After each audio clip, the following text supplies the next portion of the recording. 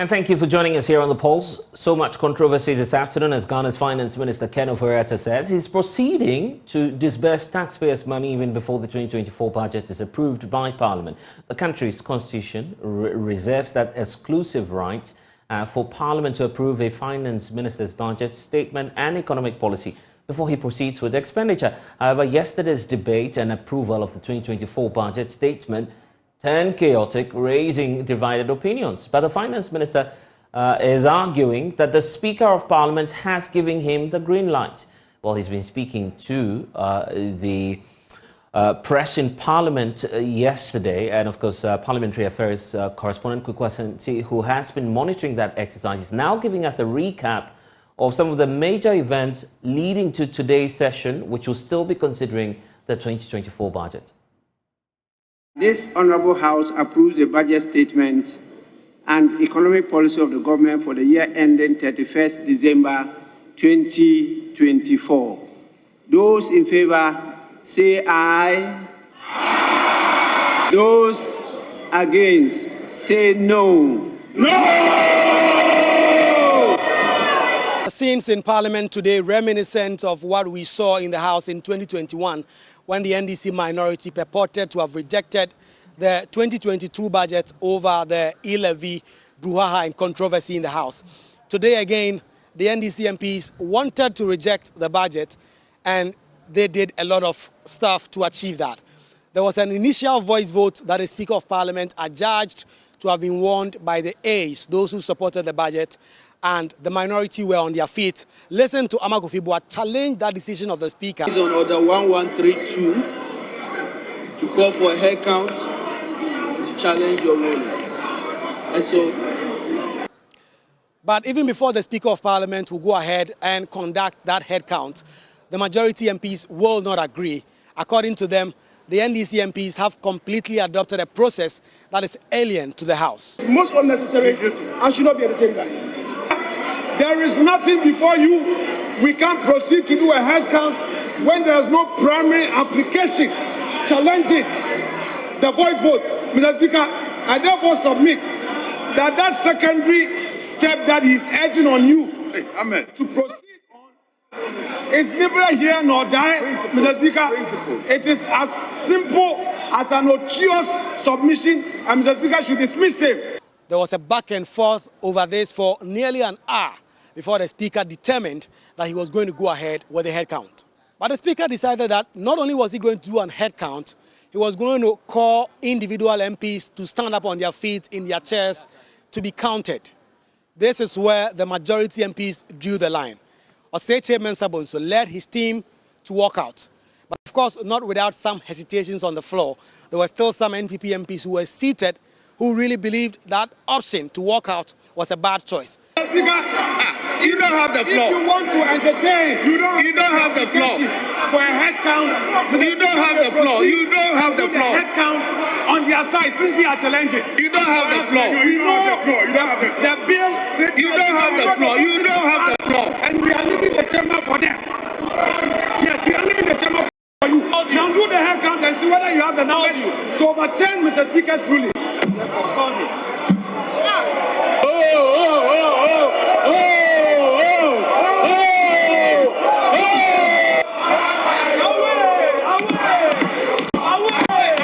The expectation then was that the Speaker of Parliament will continue the vote by calling NDC MPs to stand up in their seats to be counted. The Speaker did otherwise, deciding that the House should take a suspension instead. Is that there are 5 members of the minority who are not here.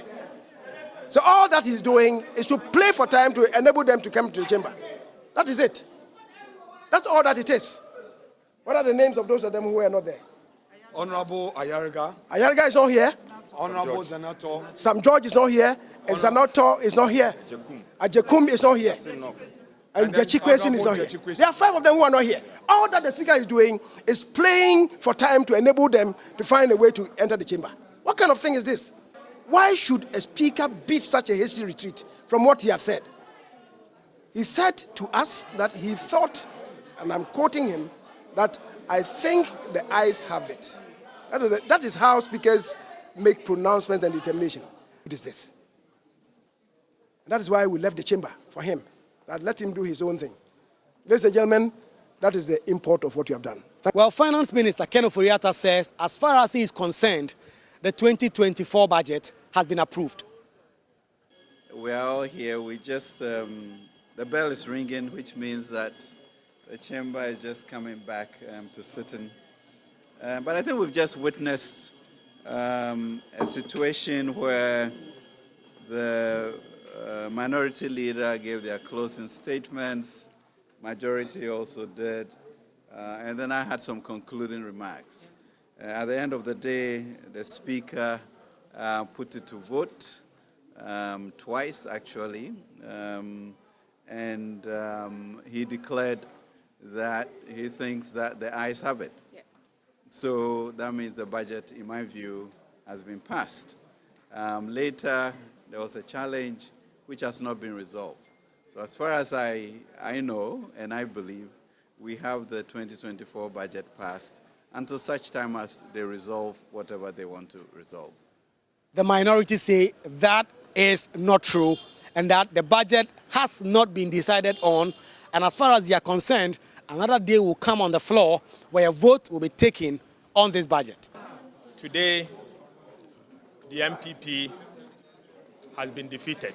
Yes. The MPP has been defeated in a grand style. Comprehensively. In fact, this is the second time this NPP has run away from their own budget. Second time in the history of Ghana. Sensing defeat. We have got them and we'll get them again another day.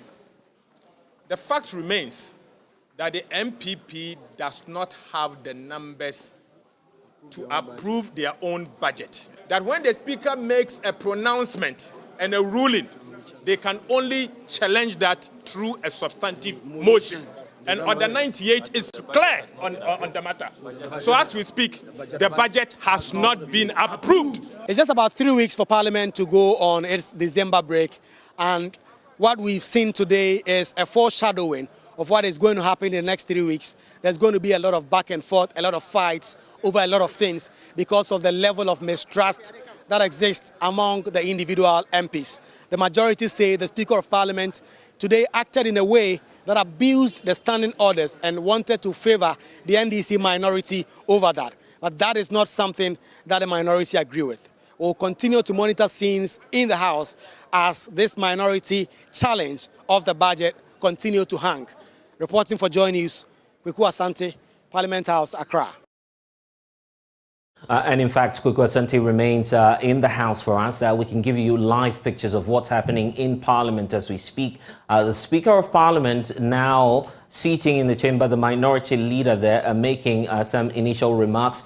As we know it, the business of the day, the order paper indicating clearly that the budget, the 2024 budget, will now have to be approved. We'll be crossing you over shortly just to get the arguments going on the floor of the House, but it's also a good time to tell you about who's joining, our conversation this afternoon, helping us with the majority position on this matter. Joining us is Muhammad Amin Adam, Minister of State at the Ministry of Finance, also watching together live with us. I believe he's also joining the debates subsequently. But thank you so much, sir, for spending some time with us here on the Pulse. First of all, your initial reaction to what is happening in Parliament today, laid before the House and on the order paper, is the fact that the 2024 budget will now be considered by the House. You were right behind the Finance Minister yesterday when he made a pronouncement that, in his view, the 2024 budget has been approved. How do we reconcile that? Doc, we seem to be having a challenge with your Zoom connection. If you could kindly unmute so we can hear the point you're sharing with us. Okay. So I'm saying that I'm really surprised. The paper has listed approval of the budget. I'm really surprised because the budget was approved yesterday. It was approved yesterday. The Speaker ruled that he thought the ayes had it, and the ayes were those who were in favor of the approval of the budget. This ruling has not been overturned. And therefore, as far as we are concerned, the budget has been approved. When you make the statement, you were then faced with your parliamentary procedures and standing orders as to what they say about a consideration of such a nature. Anytime the speaker's ruling is challenged, there's clearly going to be a division. That's what's applying here, isn't it? But I'm sure you heard the speaker himself saying that he did not give a ruling, that he gave an opinion. So if it is an opinion, what ruling was challenged by the minority? He gave an opinion and not a ruling.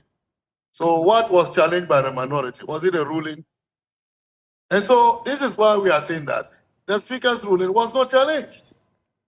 The minority called for a head count, but they had to challenge the speaker's ruling first through proper application.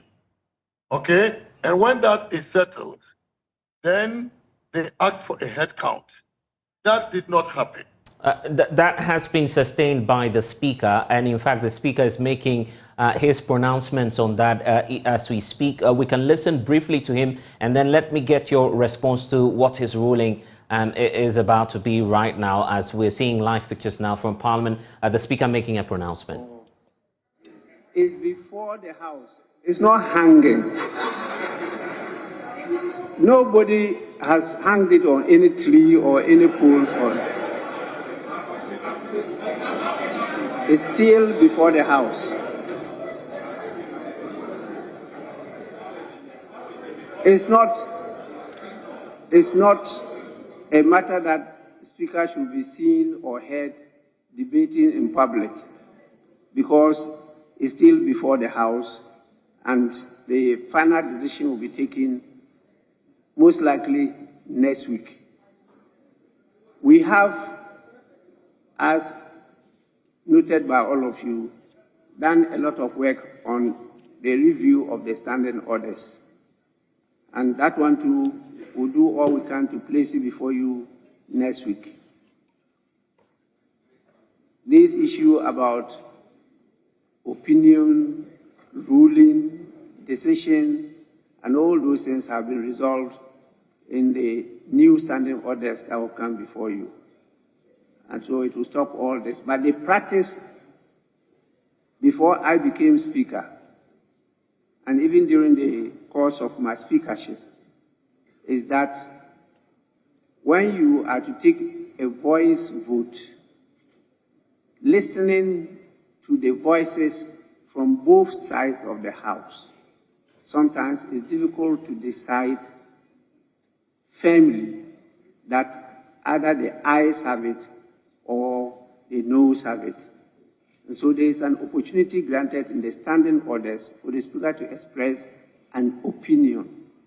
And usually it is said, I think the noes have it, or I think the ayes have it. The practice is that is give opportunity if somebody is doubtful of the thinking of the Speaker to raise a challenge. That is the practice throughout. And that was what happened yesterday. And the challenge was raised. And so the next process was for us to do a head count.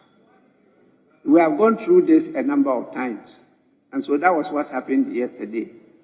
It is during the course of the head count that we encountered a challenge. And some members of the majority side walked out. Some members were still present. But there was a lot of meetings, and some were standing and talking. And therefore there was disorder. And by our rules, when there's a disorder, the only thing open to the Speaker is to suspend sitting. And that was what I did yesterday. Then after that, we resumed. And when we resumed, the House was still not in order. And so the best thing is to adjourn, which I did. So I followed meticulously the rules of the House. For members and observers to go out and misinform the public, and for them to run at Parliament and the Speaker, that one, I leave it to them and their God. So, for me, I'll do what I believe is right to the best of my knowledge and ability. And so next week, we'll try and do everything. But we have a saying, and I'm sure you all know this saying. Oh, you don't want to hear my saying? Yes, Deputy Minority Leader, you don't want to hear Minority Whip? Speaker, when you finish. We say that the mouth of the old man smells. But what comes out from that mouth doesn't smell. It's wisdom. This one is food for thought. So please, with all due reference to ABA Fuseni Honorable. Oh, you are here. He's our professor. Yes. So please, may I hear you now? Thank you, Mr. Speaker. Mr. Speaker, you made this clarity yesterday. And the public has been misinformed that the budget was approved. So it's good you have stated that there was no decision. And you have directed that the business committee should reschedule the budget statement and economic policy for a decision to be taken next week. Mr. Speaker, for emphasis, I have been here 4 terms now. Mr. Speaker, you trained me. I had the opportunity to learn under you. And Mr. Speaker, our rules are not that ambiguous. And when you quoted Order 113 Rule 2 and stated that you put the question first, you were not clear, you put it the second time, you were still in doubt. You said, I think the ayes have it. So, Speaker, the majority leader is a man of grammar. I think the ayes have it. This morning, my daughter, who had just completed Wesley Girls, told me, Daddy, I think the ayes have it means that you are not sure. She had just completed Wesley Girls. Yes, my daughter, she's in my office right now. And Mr. Speaker, this is a statement of fact. Daddy, I think the ayes have it means that you are not sure. And Mr. Speaker, it's for very good reasons that speakers upon speakers have been putting the question that way. I think the ayes have it. That's your opinion. Then you check. If nobody is on his feet, you go ahead. The ayes have it. That's declaration, and that's ruling. The Speaker, even sometimes some speakers go ahead and put the gavel 1, 2, the ayes have it. The budget statement and economic policy is hereby approved. We didn't see that yesterday. Some senior members have been here 4 times, 5 times, 6 times. They were still confused. But how can you be confused by this? It has happened and happened and happened. There was no declaration of results. We were in the process. So even if you go to today's order paper, the table office has programmed the budget statement economic policy for 2024 for a decision to be taken today. Unfortunately, Mr. Speaker, it's motion number 10. Unfortunately, my colleagues on the other side are not here. They are playing a football game with no goalkeeper no defenders, no wins, only 3 attacks, number 7, 8, 9, 8, 10. Mr. Speaker, for the second time, they've run away. I think, as members of the leadership, Mr. Speaker, we must take the rules of procedure serious. And Mr. Speaker, some lawyers are sometimes misled. The Parliament is a house of rules and procedure. It's technically different from court rules. When you go to court and there's ruling and you appeal the ruling, it means the first decision stands until the ruling appeal is heard. That is different from Parliament. Mr. Speaker, when you went ahead and quoted Order 98, that my opinion had been challenged in Order 113 Rule 2.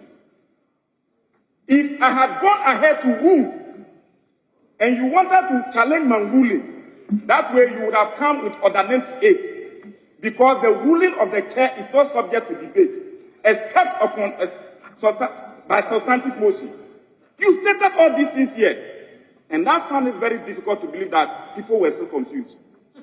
So, Mr. Speaker, what the table office has done is the right thing. Even some lawyers and members outside are finding problems in accepting what happened. But, Mr. Speaker, where we are, Ghana is not standing well. There are critical decisions that people are looking up to us. And if you look at the numbers here, we in NDC believe that the people of Ghana are looking up to Parliament to take a decision and to give direction upon where Ghana should go for addressing our economic issues. Mr. Speaker, we accept that we are in opposition. Look at the numbers here. Where are they? The people of Ghana has given you majority, and you have turned into minority in the chamber. Mr. Speaker, governance is not for joke.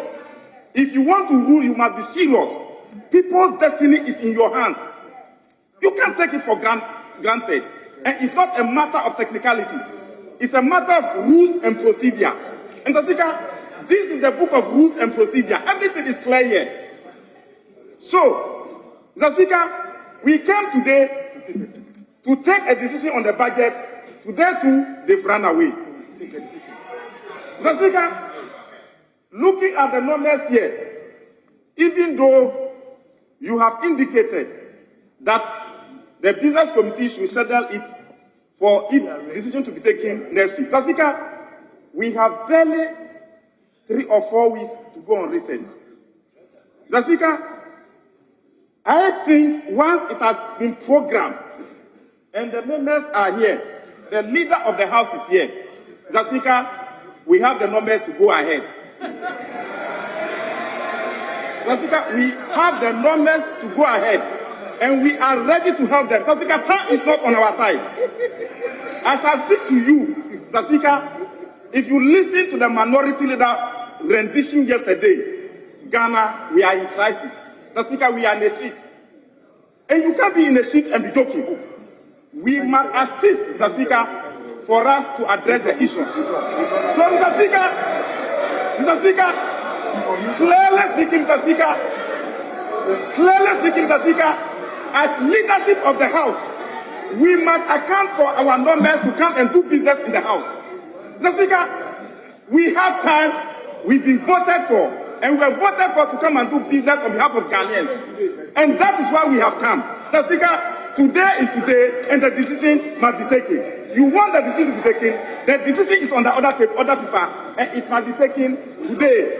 We are ready for the decision today. And the decision must be taken now.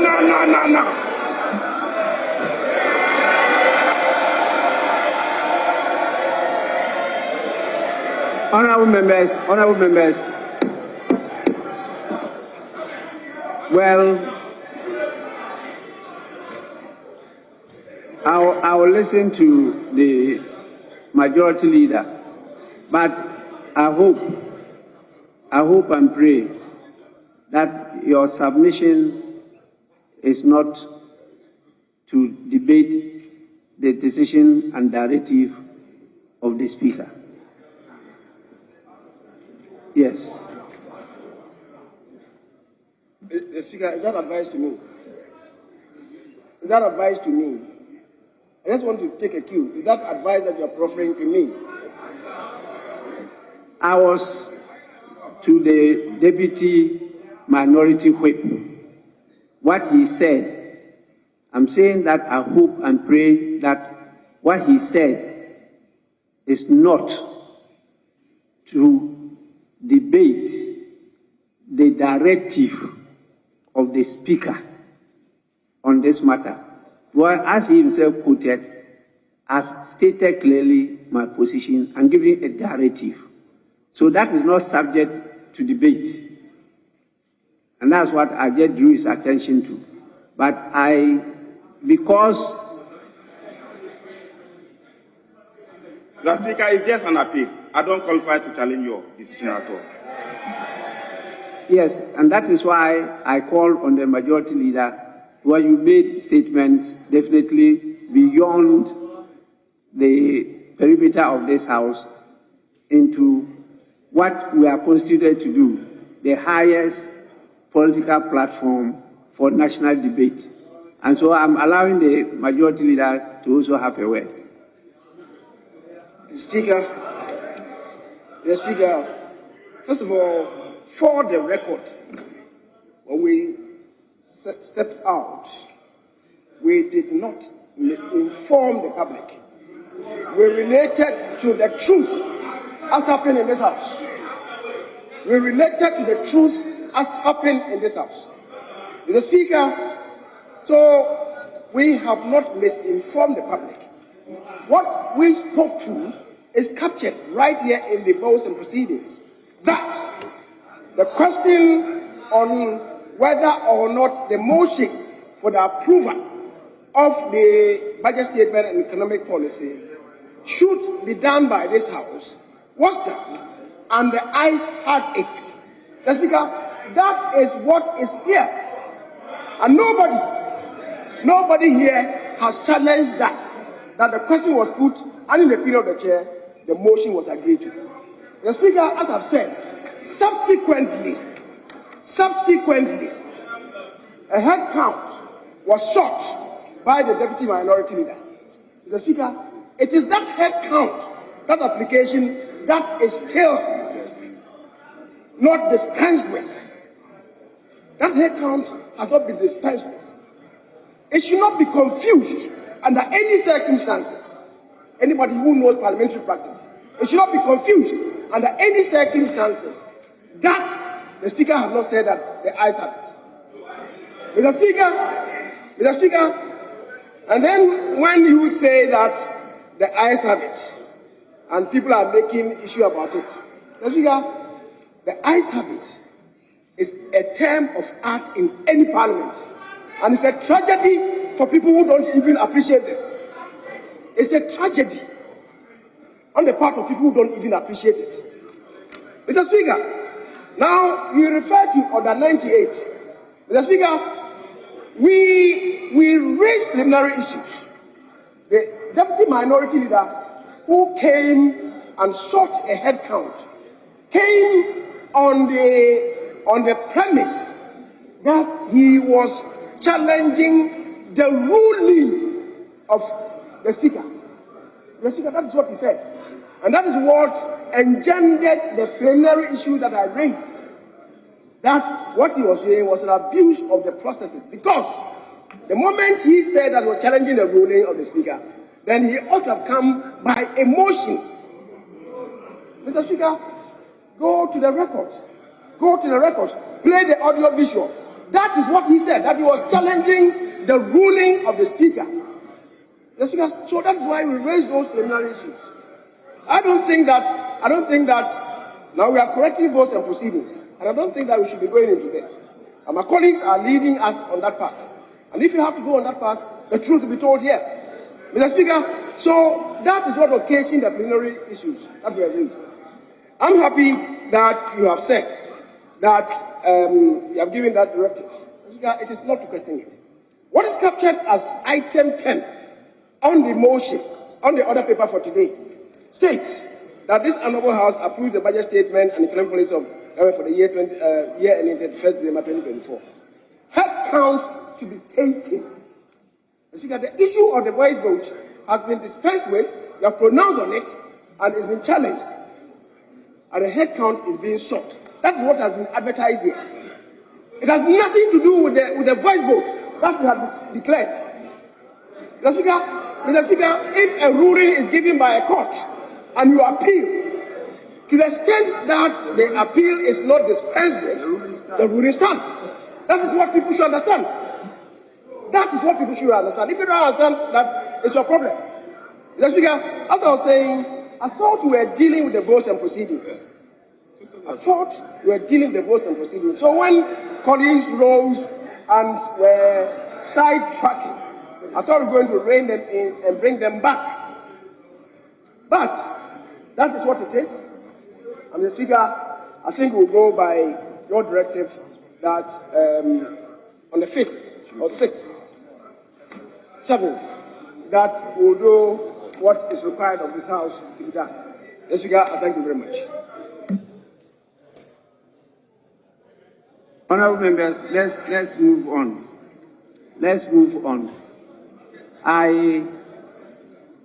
Every speaker depends a lot on the guidance of leadership.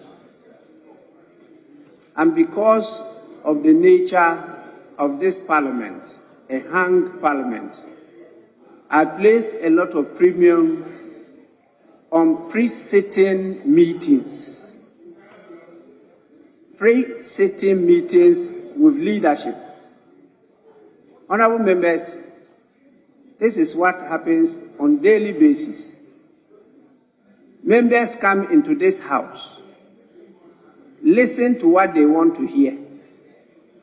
Even sometimes, when it's not said, they still hear it. Members come to see what they want to see. Even when it doesn't exist, they see it. And so when they go out, they say what they want to hear and tell people what they've seen. This is what happens here. Before we always come in, every morning we have pre-sitting meetings in my lobby. And we go through the business of that day. How are we going to handle the business? When we disagree, we go through how we'll iron out in detail the disagreement. We did that in respect of this item. And we all knew what was going to be played out. That is what we do. And that is what guides the speaker. And that is what I followed yesterday to the letter. We knew that there will be both sides with numbers, and therefore it will be difficult for a speaker to tell, particularly when people yell, as to which side have the numbers more than the other. And so we all agree that I will use the same term that we all use. I think, whether the nose have it or the eyes have it. Then opportunity is created for somebody to challenge my thinking. We went through all this in the pre-sitting meeting, and therefore there will be a head count. We went through all that, and that was what played out yesterday. How can Speaker be blamed for going through what we agreed upon? Please, when you attack the Speaker, you are attacking Parliament. Because you are not attacking Honourable Alban Sumana Kingsford Bagby, because Honourable Alban Sumana Kingsford Bagby has made it. If not, I would have been seated here as Speaker. So the legacy is there. But we need to build this house. And I keep on telling you, this is a house of might and majesty. Might because of its influence.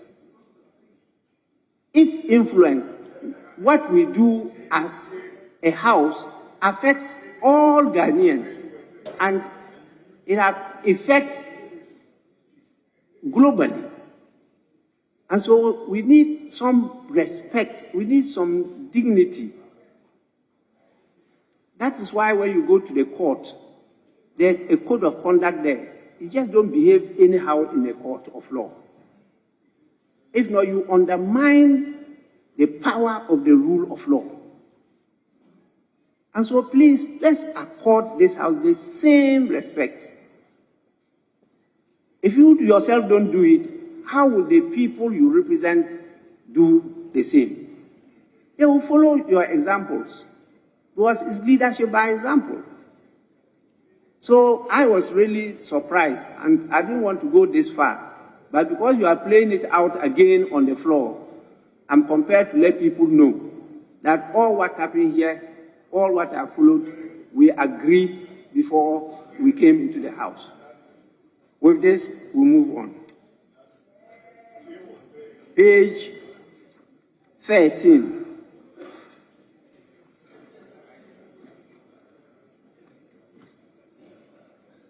Honorable members, we are still at the votes and proceedings. Page 13, yes. Mr. Speaker, I'm grateful. Mr. Speaker, on page 13, even before I come to that, Mr. Speaker, I'm a little bit worried this afternoon. When I came, and I didn't see my colleagues. Honorable member, I'll come to that. Votes and proceedings. Yes. Start with that. I'll come to that. No. Start with that. Mr. Speaker, on page 13, paragraph 3, you have some members of the majority group walked out of the chamber. Mr. Speaker, I hope you give me time to bring my second concern. Now, I think that the reading should be majority members of the majority group. Well, so what you see now on the screens are, in fact, live pictures that we're bringing you from Parliament, the debate on there. And it appears to be settled in terms of the divided opinion on whether or not the 2024 budget and economic policy statement of the Finance Minister has been approved. The Speaker now explaining what the status of that document is. It has not been approved, as the Finance Minister is suggesting, and decision, a final one, will be made next week, as that clear directive from the Speaker is. But this is beginning to, stoke the debate as to the kind of reforms Parliament will need going forward in terms of its standing orders and in terms of the grey areas where we need to iron out and try and get some education on what the process should be. And that's why I'm fortunate to be joined in studio now by a former member of Parliament, also former member of the Legal Affairs Committee in Parliament, the Honourable Inusa Hussaini, who's joining us in studio now. Thank you. And we're grateful that in spite of your busy schedule, you're here. This is, of course, a nostalgic feeling for you, knowing that you've been in the House when things get heated, and, of course, there's confusion about what your own standing orders say about votes and proceedings. But let me take your thought, first of all, on what we experienced yesterday. The majority giving their side of what they think the Speaker's directive is, and the minority also saying the budget has not been passed. Was that avoidable? Well, that was clearly avoidable. But let me say good afternoon to you. Quite a long time. Yeah, indeed. Now, that was quite avoidable. And it was avoidable because everybody knew that the budget, which is the government policy and appropriation bill, had been presented to Parliament. The policy underpinning the appropriations was to be debated and then passed. Now we know that in passing that policy, you have to put it to a vote, and that normally is done by a voice vote. Now, under Order 113, where a member of the House feels that the voice vote, the Speaker's opinion does not adequately reflect the voice vote, the member is enjoined under Article 11, Order 1132, right, to challenge the ruling. Was there really a challenge yesterday? There was a challenge. Immediately, and somebody was raising a technical yes. which didn't exist. The speaker says, I think the ayes have it. I think it's an opinion, and so you challenge the opinion of the speaker. Now, and that's an inbuilt mechanism in parliamentary practice. That look, the speaker can get it wrong, and sometimes gets it wrong. I mean, and moreover, it's a check on a capricious speaker. Normally, the Speaker of Parliament comes from the ruling party. Now, the numbers in the Parliament might not adequately reflect the strength of the various caucuses. Right. Now, where you have a speaker coming from a ruling government, the speaker can decide that his hearing is that the voice vote is in favor of the majority, when in fact the numbers... It could be to the minority side. So even when on plain side, the members do not support that decision. Now, that is why the speaker, when the voice vote is carried out, first says, I think the yes have it. I think the yes have it. Then he says, the yes have it. Right. Yes, the yes have it. Then the gavel goes, and then we know it's now done. Right. Now, why do you think the speaker engages in that activity and emotions? Right. One, he says, I think the yes have it, and stops. To give opportunity for any member of parliament who thinks that the opinion is wrong. To challenge that. But the question is that grounded in the standing orders, or it's not clearly stated? It's clearly stated. Right. Still within the 1332 you're referring to? Yes. Right. Immediately you invoke 1332, which is a challenge to the opinion of the speaker in the voice vote. You don't need to say, I challenge the decision. Immediately you say, I invoke Order 1132. Order 1132 is challenge to the speaker's opinion. Right. And so you don't need to say that that's a challenge. It's there in the order. The finance minister says his opinion is that he's been given the green light by the Speaker of Parliament. Do you feel his statements were contemptuous of Parliament? And what's going to be the implication now, knowing that he has a different opinion about what transpired yesterday? What's the caution to him now, knowing that the Speaker is giving a directive? First of all, he's not a member of Parliament, so you can excuse him. You can excuse his ignorance of parliamentary practice. Now, when the speaker, when the process or the motions are gone through, the speaker makes a definitive pronouncement. Mind you, that is an act of parliament. So he says, the speaker will say, after I think the years have it. I think the years have it. Yes, the years have it. The so and so budget has been read and passed. That should have been the final statement. Then the gavel goes. Right. Then it's sealed. Now, when that happens and you want to challenge the speaker's decision, you must do it by a substantive motion. Okay? That is under Order 50 of the Standing Orders. Right. But until that is done, it's still the process. And you can rise to your feet to challenge the speaker. Now, I think that the majority knew what they were doing. As a former member of Parliament, I think they knew what they were doing.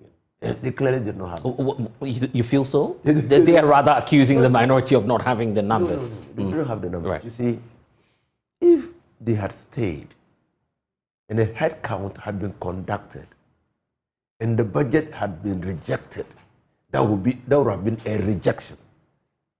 Which would mean that they would have to start the process again, all over again. So if you are not sure, the best way is to walk out. Create that difficulty and repair it when you have the numbers. That was a smart move. And the strategy worked for them. Yeah, I mean, Parliament is not just debating, talking, and looking at the standing orders. It's also about strategy. And I think that was a strategy. They clearly did not have the numbers. And they knew they didn't have the numbers. Because why would anybody walk away from his own budget? When it happened in the month's time, where the budget was rejected, that is the very reason that informs the presence of Article 78(1) in our Constitution, which now mandates the President to choose a majority of his ministers from Parliament. So the members of Parliament will have a duty, an abiding duty, because they are part of the executive, to support government's budget. Under the Third Republican Constitution, we had a strict separation of powers, and members of Parliament were not compelled, could not be ministers Okay, and so when President Liman introduced a budget and that budget was rejected by his own members of parliament, there was nothing he could do. And there was no obligation on the part of members of parliament to support the executive's budget. They saw that as the executive's budget. Now, the members of parliament in this fourth Republican dispensation, some of them are also members of the executive. So where will members of parliament walk away from their own? That's an interesting question you're asking, and people are beginning to draw remote connections about disaffection, perhaps, for the finance minister, knowing that there are some even within their ranks who want him out of office still. That matter is not settled. So let's get to it, even before we talk about the reforms, possibly that should happen to, the standing orders in the House. Do you feel that and suspect that possibly that might be the challenge in fighting within the NPP, dissatisfaction on the part of some of the MPs who simply feel that the economy is not being properly managed by the finance minister? Well, for that, it is not beyond debate, not so. 90 members of the majority members of parliament voted to pass a vote of no confidence in the finance minister. And by extension, they passed a vote of no confidence in the decision of the president to continue to maintain the finance minister in office. Under a strict parliamentary system of government, the government would have collapsed. But fortunately, we are practicing a fusion, right, of the parliamentary and presidential systems of government. And because the president derives his authority directly from the people, a vote of no confidence in the president does not work automatically to collapse the government. But that clearly was a vote of no confidence. And why did they pass a vote of no confidence in the finance minister? They had said that the policies being pursued by the finance minister is leading to hardships in their constituencies. And there was the fear and present danger that if the finance minister continued in office, they risk losing their seats. Because there will be so much disaffection in their constituencies that the voters will turn against them. And so to save their seats, they were saying the president must relieve the finance minister of that job. And so you suspect that's possibly what's happening? It's one such thing. And secondly, the budget itself, from the probably what we'll say I'm biased, but the budget itself is an IMF-driven budget. And so it has to fall in tandem with the IMF prescriptions that we are currently going through. So that makes the budget very empty because it's an austere budget. We are not going to get resources to spend. Okay? We are going to impose taxes. Okay? And so because of that, the harshness might increase. So people, and you saw that on the floor of Parliament. At many or various times during the debate, you didn't see a lot of the majority members of Parliament.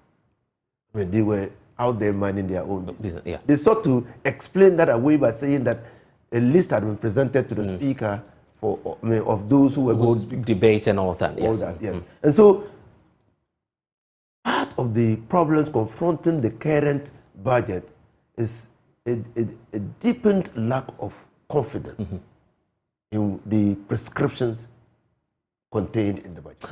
Your side, and formerly you were on that side, I mean the minority, they're being accused of course, pretending not to know the situation in which we find ourselves as a nation. And this is an austere budget, as you're pointing to, and yet they're still holding government to ransom. Was that not a needless, perhaps, debate yesterday? Just pass the budget because times are not too well for us, indeed. We members of the minority have a responsibility to account to their people. I mean, democracy is all about accountability. And you and I and Ghanaians must engage in honest conversation. You see, governance is about trust. And so when you are given the opportunity and mandate to rule, you must take the mandate seriously. You must take the office seriously. Now, if your activities lead to a collapse of the economy, you must take responsibility. Leadership is about taking responsibility. Now, insofar as government continues to hide under other exogenous circumstances or factors to explain away the difficulties in which we are, you will find that manifest in Parliament. Because the minority will come to state and forcefully that it's not any exogenous factors that are causing the problems, but the old style of government, the recklessness, the mismanagement that has led us to where we are. And so this is why the conversation is not ending, because government has not engaged in an honest account of what has led us to where we are today. And that's not because we have a faulty minority, as we should put it out. No, the minority's role in Parliament is to ensure that what government will not tell the people, the minority will do so. So the government will not tell the people that, well, inflation went to 54.1% because we had to engage the central bank to print currency. That your purchasing power diminished because more money was in the system because of our gold for oil 10, and so it affected your purchasing power. That, look, the central bank made a loss, and this loss was because of A, B, C, D that they were doing. And so that, yes, even the gold for oil, this is what we are doing, print money and go and buy gold for the purposes of engaging in barter. Yes, that the Auditor General's report is not a fine report, because it appears that just about 1/3 or so of the resources earmarked to fight COVID was used to fight COVID. Right. That the government has taken all the resources that were in our stabilization fund and the gift for the purposes of shoring up the management of the economy and all those things. And that has left us vulnerable. So you see, clearly, the minority will say those things. The majority will never say those things. Anyway, let's look at the way forward, because the Speaker of Parliament is just signaling to us that there might be some reforms in the standing orders. You're quite vexed in this area, and possibly the reason for which that might be is because of what happened yesterday, confusion over what a Speaker's opinion should be and what the ruling is. If there are reforms that must be indeed considered, where do you feel that the House should be starting from? Well, so there have been reforms. Just like people are clamoring for the constitutional amendments, the standing orders has the same age with the Constitution. Oh, it's as old as the Constitution. The Constitution. Yes, okay, right. And so people are thinking they haven't worked the standing orders for 30 years. Just like the Constitution, there are things. Do you support that? That indeed, I think that I was a member of the Standing Orders Committee. We had worked on the new standing orders. We had worked completely, right. And then with many new innovative provisions to address some of these problems. Now, why we couldn't pass same in 2020 was that, one, Article 11 of the Constitution makes that a subsidiary legislation. And so what do we do? Do we lay it before Parliament for 21 days? At the time that we were considering the standing orders, we didn't have 21 sitting days in Parliament. Do we pass it by resolution? If you pass the standing orders by resolution of Parliament, you can amend it by resolution of Parliament. And you want the amendment of the standing orders to be that difficult, such that, there can be certainty and predictability that this is what we will do in these circumstances. It's confirmed. It's confirmed. Yeah, right. And so that was why we did not pass the standing orders in the last Parliament. Now, and you know that a previous Parliament cannot bind a succeeding Parliament.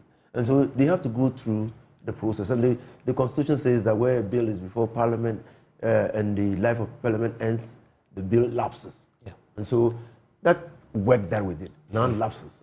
You have to take it up again and work on it. So since you're, of course, having that foreknowledge of what this document contains, what are some of the key changes you did then? And if that's what the Speaker is now going by to work with, what are some of the likely changes we might see, as part of the standing orders? Now, many things have happened since. Right. One, the standing order says that a presiding speaker, deputy speaker cannot vote. The Supreme Court now says that a presiding deputy speaker can vote. Yes. That did not agitate our minds. We had thought that we should maintain that status quo because of the sanctity of the office of speaker. Now, a new standing orders will have to make provision for that a deputy speaker can vote. Now, we also, brought into being in the new standing orders a day we will call the backbenchers day, where you allow backbenchers. Most of the times, experienced legislators take the floor and... They take the shine. Don't be diplomatic about it. You take the shine. So you are the only one speaking. Those behind... They never come to Parliament. For 3-4 terms, they will not be able to... I mean, people do not hear of him. Yeah. So create a situation where the backbenchers will be forced to speak. They have a day, and then they do everything. I mean, that they'll be in charge of Parliament, debating and all those things, so that you can bring them up. That look, when a question is filed, when can it be answered? That's a very crucial one, because sometimes the ministers are very dismissive about it. You invite them, they tell you they're on a travel or something else. Yeah, so you file a question, they will provide timelines. When the question is filed and received by the speaker, is transmitted to the office of the clerk. You have a time limit within which you should move from the speaker's office to the clerk's office, and the clerk to send it to the minister. The minister has a number of days to respond. When the minister responds, it has a number of days to get onto the order paper, and the minister must come and respond. I see. Yes. Impressive work you've done there. Yes, we did a lot of work, yeah. Let's round off by looking at the way forward in building consensus. This will be the final lap, and I mean from January next year will be the final lap of this very Parliament that we're looking at. It's been a very highly divisive House, knowing that it's a hung Parliament, right? So possibly that's why we're having such tension always on the rise anytime matters come up on the floor of the House. But what do we do going forward in terms of picking up lessons and improving much more on our parliamentary democracy? Are there some lessons that we're picking up from this kind of a parliament? And what should we be looking at going forward? There are many lessons. First of all, for all of us who are electors, we know that dividing parliament between the majority and the minority does not always play out well. I mean, I have said on your platform that in coalition governments or in governments where there is no clear-cut majority, those governments are weak, because where a junior coalition member decides not to subscribe to a policy or support a policy of government, then the coalition collapses. So naturally, where you have such a parliament, it becomes weak.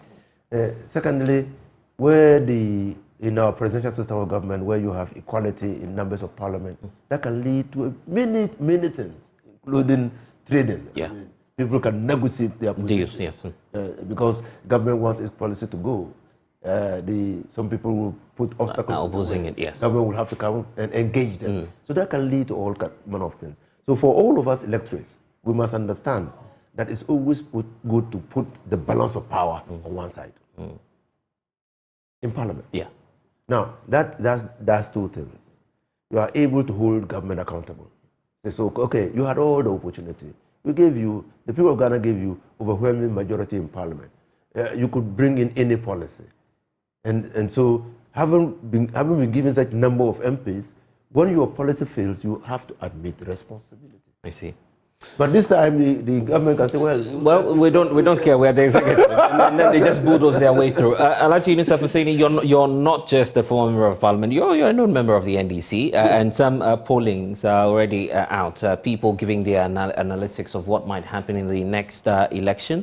I'm sure you saw the rankings by Global Info Analytics for the Zongo and inner city communities, where the projection is that John Dramani Mahama, your candidate, appears to be gaining some, much more following as compared to Vice President Dr. Mahmoud Bawumia. We have Alan following through, and then the rest is spread for the other candidates making their intentions to run the 2024 election.